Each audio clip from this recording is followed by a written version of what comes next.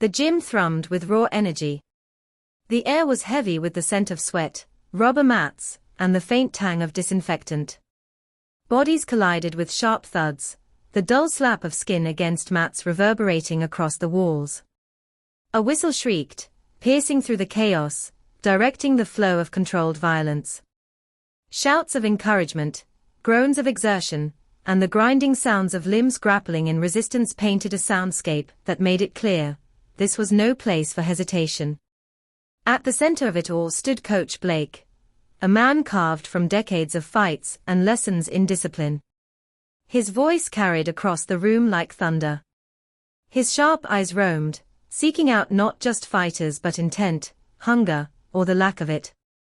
Then his gaze found her. Emily. 28. Reserved. Her light brown hair was tied back in a plain ponytail. A faded gray hoodie covered her frame, sleeves rolled halfway up. She stood at the periphery, half in shadow, silent and still, blending in as though she wished the walls themselves could swallow her. She wasn't dressed like the others, no rash guards, no fight shorts, no gloves dangling from her gym bag. She had only a backpack slung carelessly over one shoulder, as if she had come by accident. Blake smirked. His booming voice cut through the noise. Hey, hoodie girl. You signed the waiver, right? Then you're not just here to watch. If you step into my gym, you spar.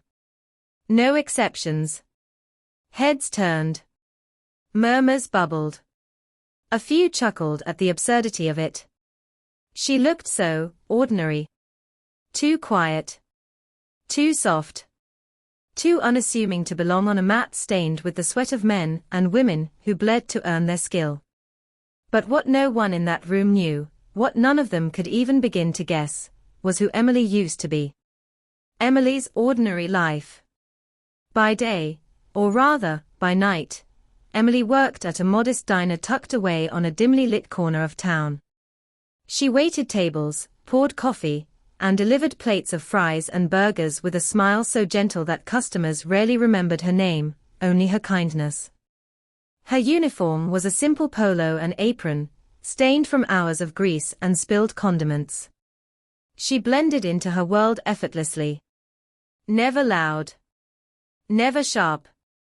Always polite. Among the diner's regulars was Zach, a self-proclaimed gym bro, broad-shouldered, perpetually wearing tank tops too tight for comfort. He carried himself like the world owed him respect. He often rolled into the diner after workouts, chalk dust still lingering on his hands, and he would strike up conversations that felt less like dialogue and more like monologues about his deadlifts, supplements, and conquest stories. One night, as Emily refilled his mug, he smirked and said with mockery dripping from his tone, "So you're thinking of coming to the gym, huh? You? A waitress?" He laughed, shaking his head. "What's next, mopping the mats after you roll? Or maybe shooting for a black belt between pouring coffees?" Emily had only smiled faintly, the corners of her lips tugging up politely. She didn't flinch, didn't argue, didn't feed the fire. She simply topped off his cup and whispered, "Enjoy your coffee." But deep down, the words lingered. Not because they hurt, but because they revealed something about people like Zach. They assumed. They judged. They believed appearances told the whole story. Emily never corrected him. She never needed to. At the gym mockery. That day, Emily had walked into the gym not to fight, but to watch. A part of her was curious. Another part longed for something she had buried years ago. She had no intention of stepping onto the mat, no desire to draw attention. Just the smell, the sounds, the rhythm of training, those were enough to stir echoes of who she once was. But Coach Blake wasn't the kind of man who tolerated passivity. "Spectators," he barked, his eyes narrowing at her. "Not in my house. If you're too scared to spar, the women's locker room always needs towels folded." Laughter rippled across the gym. A few of the fighters smirked openly. Snickers broke out. Even Zach, standing among them with his arms crossed, chuckled, shaking his head as if to say I told you so. Emily inhaled softly. She didn't want trouble. She never did. But when pushed, she didn't step back. That wasn't in her nature. So she nodded silently, set her back against the wall, and moved toward the mat. The match. Blake's grin widened. He gestured toward one of his students. Travis. Go easy on her. Travis, tall and broad with the confidence of someone who had sparred 1,000 rounds, chuckled under his breath. He stepped forward, giving her a playful nod. Don't worry, he said, voice teasing. I'll try not to break a nail. The whistle beeped. They circled. The moment Travis lunged forward, everything shifted.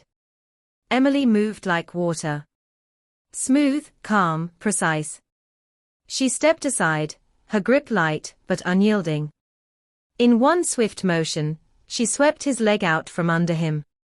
The sound of his body hitting the mat echoed like a drumbeat. Gasps filled the gym. Travis scrambled, his face reddening with embarrassment.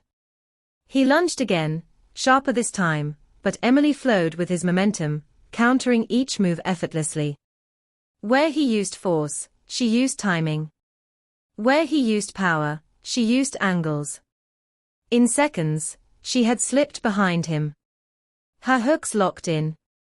Her arms wrapped around his neck in a chokehold as clean as it was final. Blake's voice rang out, urgency replacing amusement. Tighten up, Travis. But it was too late. Travis tapped. The room fell silent. The revelation. Emily released him instantly, her breathing calm and steady. She extended a hand, helping him up with the same quiet politeness she used when serving coffee at the diner. The same fighters who had laughed at her earlier now stared in stunned disbelief. Someone whispered in awe, she took the instructors back. Coach Blake's smirk had faded into a look of calculation. His voice was lower now, less mocking, more curious. Where did you train? Emily only tilted her head. Her answer was quiet, almost dismissive. Does it matter?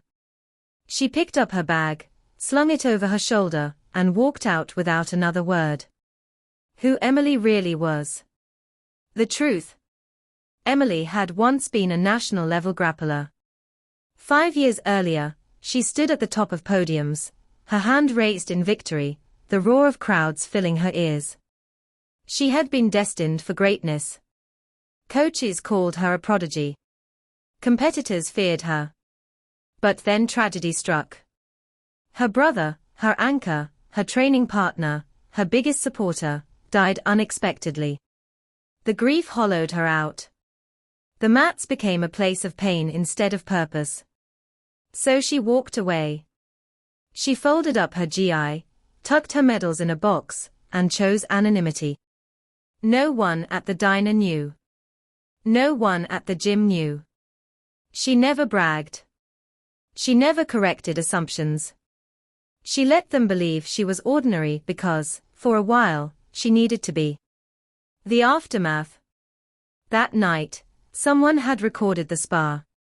A short clip uploaded to the gym's social media with a mocking caption meant to entertain followers. Waitress chokes instructor in under 60 seconds.